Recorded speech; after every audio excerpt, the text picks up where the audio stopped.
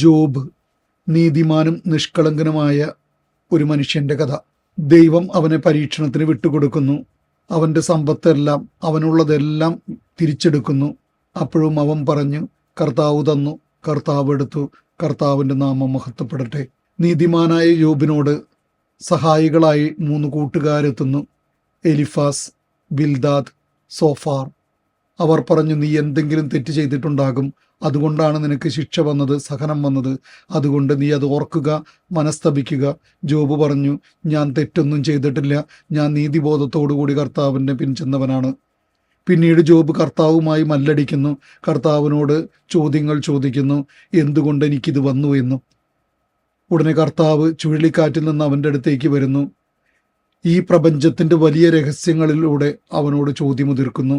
അവസാനം ജോബ് നിശബ്ദനാകുന്നു. ഇനി ഞാൻ നിസാരനാണ്, ഇനി ഞാൻ ശബ്ദിക്കുകയില്ല.